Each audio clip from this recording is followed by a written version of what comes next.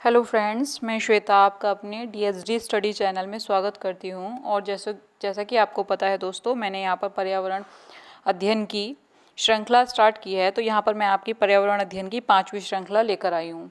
और दोस्तों, इसमें बहुत ही अच्छे क्वेश्चन मैं आपके लिए लेकर आती हूँ और यूपी टेट में आपको इससे बहुत अच्छी हेल्प होगी, आपकी काफ़ी अच्छी तैयारी हो जाएगी इसके द्वारा। तो प्लीज़ आप मेरी वीडियो शेयर करना ना भूलें, आगे भी मेरी वीडियो को शेयर कर दिया करें और पूरी वीडियो शुरू से लेकर अंत तक देखनी है दोस्तों, इसमें आपकी काफ़ी हेल्प होने वाली है। ठीक है, तो वीडियो शुरू करते हैं। पहला प्रश्न है आपका, इनमें से कौन सा जैव अपघट्य पदार्थ है? क्वेश्चन ऑप्शन है इसके प्लास्टिक, पॉलीथीन, सीसा, इनमें से कोई नहीं। तो दोस्तों, इसका राइट आंसर हो जाएगा आपका डी, इनमें से कोई नहीं। क्योंकि आपके जो है जैव अपघट्य पदार्थ का मतलब क्या होता है? जैव अपघट्य पदार्थ वे पदार्थ होते हैं जो जैविक रूप से आसानी से नष्ट हो जाते हैं।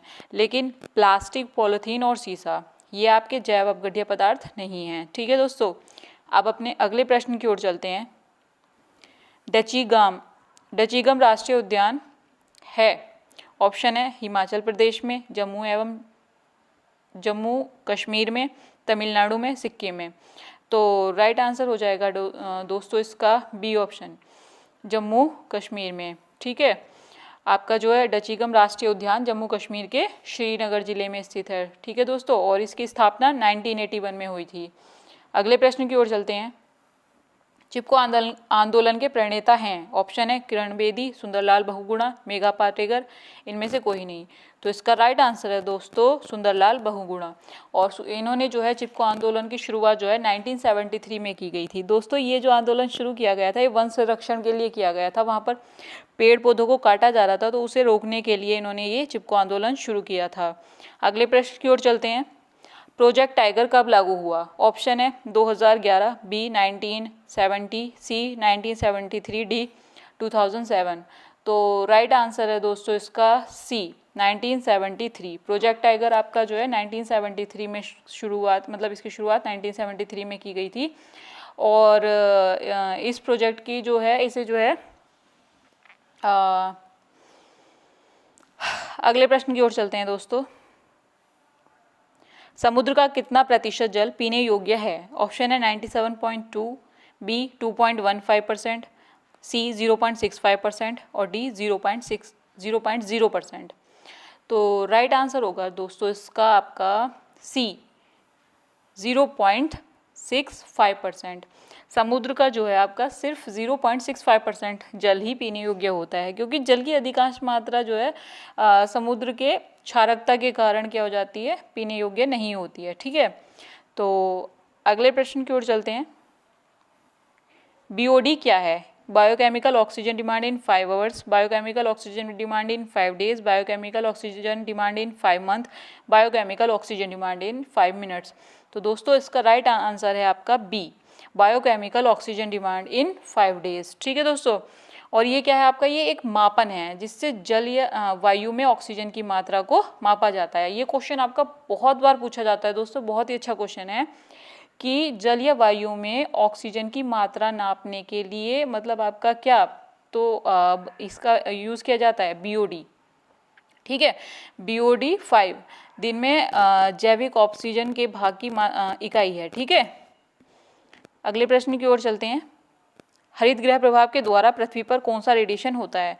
ऑप्शन है इसके UV radiation, gamma radiation, X किरण रेडिएशन और इंफ्रारेड रेडिएशन। तो आपका इसका राइट आंसर है दोस्तों इंफ्रारेड रेडिएशन। हरित गृह प्रभाव के कारण क्या होता है, सूर्य की किरणें वायुमंडलीय परत को पार नहीं कर पाती हैं। ठीक है दोस्तों, और इससे क्या होता है, ये किरणें पुनः पृथ्वी पर आ जाती हैं और फिर क्या होता है, आपकी जो इंफ्रारेड रेज होती हैं ये जो है इंफ्रारेड रेज की तरह व्यवहार करती हैं। ओके दोस्तों, तो इस प्रकार जो है ये पृथ्वी पर इंफ्रारेड रेडिएशन में क्या वृद्धि आ जाती है। ठीक है, नेक्स्ट, लंदन धूम्र पाया जाता है? ऑप्शन है ग्रीष्मकाल में दिन में, ग्रीष्मकाल में सुबह के समय और शीतकाल में दिन के समय, शीतकाल में सुबह के समय। तो राइट आंसर है दोस्तों इसका डी ऑप्शन, शीतकाल में सुबह के समय। राइट आंसर इसका क्या है, शीतकाल में, यानी कि लंदन धूम्र जो है आपका कहाँ पर पाया जाता है, शीतकाल में, सुबह के समय। दोस्तों शीतकालीन मौसम मतलब जो ठंड वाला मौसम होता है, इसमें सुबह में कोहरे जैसा दिखने वाला जो है वायु प्रदूषण लंदन ध्रुम कहलाता है, ठीक है। और ये जो है सबसे पहले मतलब लंदन, ऐसी स्थिति आपकी लंदन में उत्पन्न हुई थी, इसीलिए इसे लंदन ध्रुम के नाम से प्रयोग किया जाता है, ठीक है दोस्तों। अगले प्रश्न की ओर चलते हैं। हवा एक तीव्र भंवर जो समताप मंडल में बनता है और अंटार्कटिका में के ऊपर छाया रहता है, कहा जाता है। ध्रुवीय समताप मंडल के बादल, ध्रुवीय बवंडर, ए व बी दोनों, उपरोक्त में से कोई नहीं। तो राइट आंसर हो जाएगा दोस्तों इसका बी, ध्रुवीय बवंडर, ठीक है दोस्तों। अब ध्रुवीय बवंडर क्या मतलब इसका समझ लेते हैं थोड़ा सा। क्षोभ मंडल की जो ऊपरी सीमा और समताप मंडल की निचली सीमा पर पश्चिम से पूर्व दिशा में प्रवाहित होने वाली परिध्रुवीय प्रबल पवन धारा को जेट स्ट्रीम या ध्रुवीय बवंडर कहा जाता है, ठीक है दोस्तों। और इस पवन धारा का जो परिसंचरण दोनों गोलार्धों में 20 डिग्री अक्षांश से ध्रुवों के बीच होता है। फलस्वरूप क्या होता है कि समताप मंडल में ताप एवं दाब की विषमता के कारण एक बड़ा बवंडर उठ जाता है, ठीक है। तो इसे ही क्या कहा जाता है, ध्रुवीय बवंडर। अगले प्रश्न की ओर चलते हैं। भोपाल गैस त्रासदी निम्न में से किसके कारण हुई? Option methane, phosgene, methyl isocyanide और मेथिल एमाइन। राइट आंसर है दोस्तों इसका मेथिल आइसोसाइनाइड, ठीक है, सी ऑप्शन इसका सही हो जाएगा। अगले प्रश्न की ओर चलते हैं। श्वेत फेफड़ा कैंसर होता है एस्बेस्टस से और पेपर से, टेक्सटाइल से, सिलिका से। राइट आंसर है दोस्तों टेक्सटाइल से। टेक्सटाइल कंपनियों में काम करने वाले जो मजदूर होते हैं उनके फेफड़ों में क्या होता है, रुई के छोटे छोटे कण सांस के द्वारा जमा हो जाते हैं, इसे ही क्या कहा जाता है, श्वेत फेफड़ा कैंसर कहते हैं, ठीक है दोस्तों। अगले प्रश्न की ओर चलते हैं। निम्न में से किस गैस की गहन संलग्नता हीमोग्लोबिन से होती है? ऑप्शन है CO बी NO, सी O2 ऑक्सीजन और डी CO2। तो राइट आंसर है दोस्तों इसका ए, CO, कार्बन मोनोऑक्साइड, ठीक है। कार्बन मोनोऑक्साइड में जो है ऑक्सीजन से ज़्यादा हीमोग्लोबिन से बंध बनाने की क्षमता होती है, ठीक है। अगले प्रश्न की ओर चलते हैं। इतिहास में पहली परमाणु दुर्घटना हुई?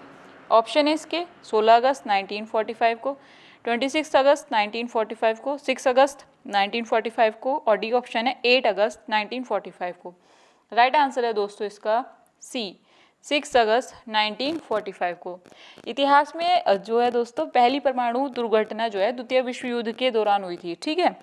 और ये 6 अगस्त 1945 ईस्वी को जो है अमेरिका ने जापान के शहर हिरोशिमा पर परमाणु बम गिराया था, ठीक है दोस्तों। अगले प्रश्न की ओर चलते हैं। सुप्रीम कोर्ट ने पर्यावरण और वन मंत्रालय को कब यह आदेश दिया कि ताजमहल के क्षेत्र में हरित क्षेत्र विकसित किया जाए? ऑप्शन है इसके 2004, 1994, 1984, इनमें से कोई नहीं। तो राइट आंसर है दोस्तों 1994, बी ऑप्शन इसका बिल्कुल सही हो जाएगा। क्योंकि जो दोस्तों ताजमहल के आसपास के क्षेत्रों में औद्योगिकरण के बढ़ने पर जो है वायु प्रदूषण तथा अम्ल वर्षा के परिणाम स्वरूप क्या होता था, ताजमहल पर धब्बा बढ़ने लगे थे, ठीक है दोस्तों। और उनकी दीवारों पर विपरीत प्रभाव पड़ने लगा था, मतलब ताजमहल की जो दीवारें हैं वो थोड़ी थोड़ी पीली पीली सी दिखने लगी थी। इसी को देखते हुए 1994 में सुप्रीम कोर्ट ने पर्यावरण एवं वन मंत्रालय को ताजमहल के आसपास जो है हरित क्षेत्र विकसित करने का आदेश दिया था, ठीक है। अगले प्रश्न की ओर चलते हैं। शांति घाटी को जिस राष्ट्रीय पार्क का दर्जा प्राप्त है स्थित है? ऑप्शन है जम्मू कश्मीर में, तमिलनाडु में, पश्चिम बंगाल में, केरल में। राइट आंसर होगा दोस्तों इसका डी, केरल में। कहाँ पर? शांति घाटी को जिस राष्ट्रीय पार्क का दर्जा प्राप्त है वह कहाँ पर स्थित है? केरल में, ठीक है दोस्तों। अगले प्रश्न की ओर चलते हैं। गणितीय प्रदूषण को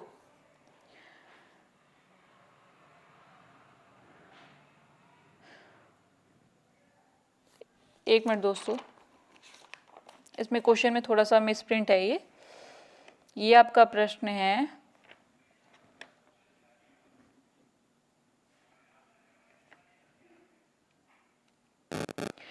कणिकीय प्रदूषण को समाप्त करने के लिए निम्न में से किस युक्ति का प्रयोग किया जाता है?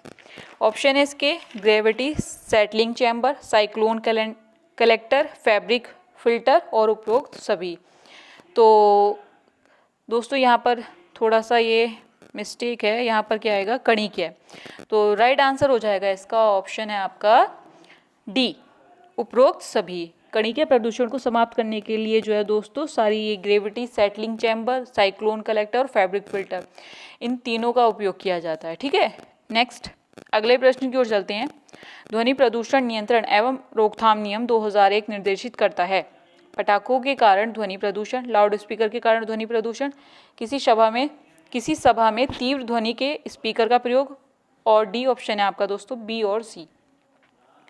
राइट आंसर हो जाएगा दोस्तों इसका डी, यानी कि आपका जो बी ऑप्शन है और सी ऑप्शन है ये दोनों सही होंगे, क्योंकि लाउड स्पीकर के कारण ध्वनि प्रदूषण और किसी सभा में तीव्र ध्वनि के स्पीकर का प्रयोग, इन दोनों की रोकथाम को, ठीक है, यानी कि ध्वनि प्रदूषण नियंत्रण एवं रोकथाम नियम 2001 निर्देशित किसको करता है, इन दोनों को, यानी कि आप लाउड स्पीकर के कारण जो ध्वनि प्रदूषण हो रहा है इसकी भी रोकथाम की गई है, और किसी सभा में तीव्र ध्वनि के स्पीकर का प्रयोग पर भी रोकथाम लगाई गई है। अगले प्रश्न की ओर चलते हैं। पौधों एवं जंतुओं की संकटग्रस्त प्रजातियों को प्रदर्शित करने के लिए IUCN ने पुस्तक तैयार की है। दोस्तों माफ़ी चाहती हूँ, इसके ऑप्शन आपके पास नहीं है, लेकिन मैं आपको इसका डायरेक्ट राइट आंसर आपको बता दे रही हूँ। इसका जो आंसर है दोस्तों रेड डाटा बुक, मतलब आपकी जो वो बुक है, क्या नाम है उसका, रेड डाटा बुक।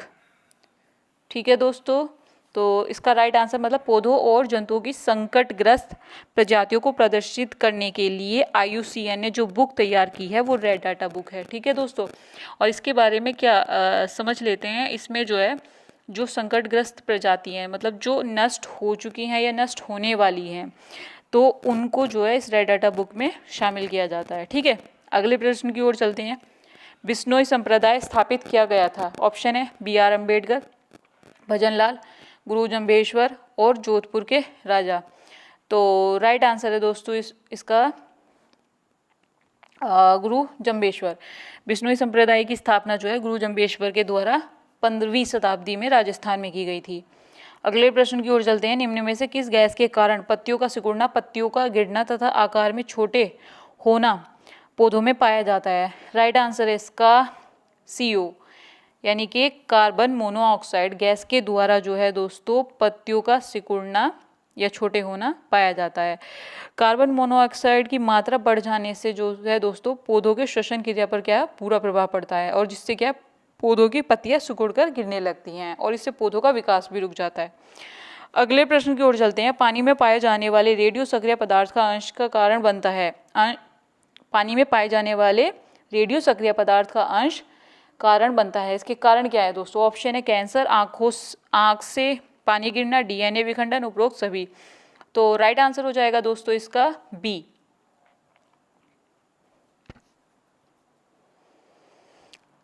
आँख से पानी गिरना। रेडियो सक्रिय युक्त जल के पीने से मानव के शरीर में कई प्रकार के रोग हो जाते हैं, जैसे इसमें क्या कैंसर, आँखों में पानी गिरना और ब्रेन ट्यूमर, DNA विखंडन और आनुवांशिक लक्षणों आदि में परिवर्तन होना। ठीक है दोस्तों, अगले प्रश्न की ओर चलते हैं। महासागरों में जल स्तर वृद्धि का कारण है। ऑप्शन A है ध्रुवीय प्रदेश में बर्फ का पिघलना, अत्यधिक वर्षा, अम्लीय वर्षा, उपरोक्त में से कोई नहीं। तो राइट आंसर हो जाएगा दोस्तों इसका आपका ऑप्शन A, ध्रुवीय प्रदेश में बर्फ का पिघलना, यानी कि महासागरों में जल स्तर के वृद्धि होने का कारण क्या है? ध्रुवीय प्रदेश में बर्फ का पिघलना। दोस्तों जैसे कि वैश्विक ऊष्मन के प्रभाव से क्या होता है, ताप जो है पृथ्वी का ताप बढ़ता जा रहा है। ठीक है, तो तापमान के बढ़ने से जो है पहाड़ों और ध्रुवीय प्रदेशों में जो बर्फ जो है पिघलने लगती हैं, और जिसके कारण ये पिघला हुआ बर्फ जो होता है महासागरों में आ जाता है, और महासागरों का जल स्तर क्या होता है? बढ़ने लगता है। अगले प्रश्न की ओर चलते हैं। ग्रीन हाउस प्रभाव सर्वप्रथम पहचाना गया था जीन बैप्टिस्टे ग्रीनवुड के द्वारा और Jean Baptiste Fourier. C option है Jean Baptiste green house, D option है इनमें से कोई नहीं। तो राइट आंसर हो जाएगा दोस्तों इसका B, Jean Baptiste Fourier. Greenhouse gas का प्रभाव सर्वप्रथम जीन बैस्टे फ्यूरियर द्वारा पहचाना गया था। और वर्तमान में इन गैसों में जो है, ग्रीन हाउस गैसों में दोस्तों मेन गैसें कौन कौन सी हैं, पहले भी मैं कई वीडियो में आपको बता चुकी हूँ और फिर से बता रही हूँ, CO2, carbon dioxide, N2O, CH4 और CFC। ये सभी गैसें ग्रीन हाउस गैस प्रभाव के लिए मुख्य गैसें हैं। ठीक है, अगले प्रश्न की ओर चलते हैं। इनमें से कौन सा वैश्विक तापन के लिए जिम्मेदार है? क्लोरोफ्लोरोकार्बन, बी मीथेन, सी कार्बन डाइऑक्साइड और डी यह सभी। तो दोस्तों फिर से वही ग्रीन हाउस गैस वाला, यानी कि वैश्विक तापन मतलब हमारे तापमान में वृद्धि होना, इसके लिए कौन सी गैसें जिम्मेदार है? तो दोस्तों इसका राइट आंसर हो जाएगा आपका डी, यह सभी गैसें।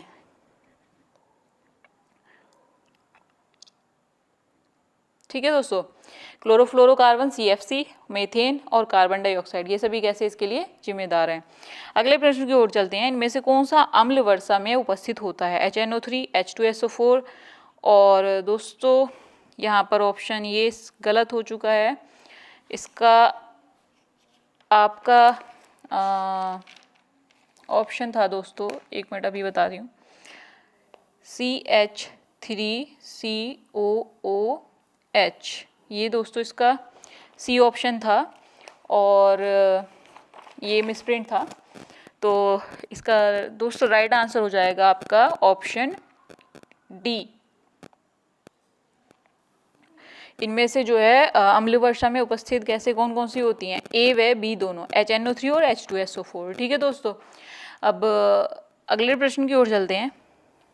निम्न में से किस स्तर से नीचे जाने पर ओजोन परत में छिद्र की संख्या दी जाती है? ऑप्शन ए 800 डाप्सन और बी ऑप्शन है 400 डाप्सन और सी ऑप्शन है 200 डाप्सन और डी ऑप्शन है उपरोक्त में से कोई नहीं। तो राइट आंसर हो जाएगा दोस्तों इसका सी, ओजोन की सांद्रता मापने के लिए जो है दोस्तों 200 डाप्सन से कम हो जाती है और इसे जो है ओजोन छिद्र की संज्ञा दी जाती है। मतलब इसमें जो है आपका क्वेश्चन था आपका क्या, कि किस स्तर से नीचे जाने पर ओजोन परत में छिद्र की संख्या दी जाती है? तो 200 डाप्सन से नीचे जाने पर जो है आपके छिद्र की संख्या दी जाएगी। नेक्स्ट है, वन्यजीव संरक्षण पर निम्न में से कौन सा संघ NGO समर्पित है? ऑप्शन है WWF for nature Bharat, B option है भारतीय वन्यजीव बोर्ड, सी राष्ट्रीय वन्य जीवन क्रिया योजना और डी उपरोक्त सभी। तो राइट आंसर हो जाएगा दोस्तों इसका ए, WWF फॉर नेचर भारत। ये जो है आपका दोस्तों WWF संस्था भारत में विश्व स्तर पर NGO गैर सरकारी संस्था के रूप में पर्यावरण संरक्षण के लिए काम करती है। ठीक है दोस्तों, अगले प्रश्न की ओर चलते हैं। निम्न में से कौन सा अनुच्छेद सार्वभौमिक मानव अधिकार सुनिश्चित करता है? ऑप्शन अनुच्छेद 10, अनुच्छेद 15, अनुच्छेद 20, अनुच्छेद 25। तो राइट आंसर हो जाएगा दोस्तों इसका आपका 28 का ऑप्शन हो जाएगा बी, अनुच्छेद 15। सभी भारतीयों के सार्वभौमिक मानवाधिकारों की धर्म और मूल वंश, जाति, लिंग या जन्म स्थान के विभेद के बिना समानता का अवसर प्रदान करता है। ठीक है दोस्तों, अगले प्रश्न की ओर चलते हैं। 10% नियम दिया गया है। ऑप्शन है लिंडमान द्वारा, गोल्डमान द्वारा, बैकमान द्वारा और डी ऑप्शन है उपरोक्त में से कोई नहीं। तो राइट आंसर हो जाएगा दोस्तों 10% नियम दिया गया है आपका ए, लिंडमान द्वारा। अगले प्रश्न की ओर चलते हैं। EIA environmental impact assessment America में स्थापित किया गया। ऑप्शन है 1967, 1969, 1971, 1973। राइट आंसर हो जाएगा दोस्तों इसका बी, 1969। अमेरिका में पर्यावरण में प्रदूषण के घातक प्रभावों को 1969 में इन्वायरमेंटल इम्पैक्ट असेसमेंट के रूप में प्रतिपादित किया गया। ठीक है दोस्तों, तो आई होप आपको मेरी वीडियो पसंद आई होगी और दोस्तों प्लीज़ मेरी वीडियो को शेयर करना ना भूलें। आगे आप इसको शेयर कर दिया करिए आपने व्हाट्सएप वगैरह में। और प्लीज़ अगर आपको मेरी वीडियो पसंद आई है तो दोस्तों प्लीज़ सब्सक्राइब करना ना भूलें और प्लीज़ शेयर भी करते रहें। ठीक है, धन्यवाद।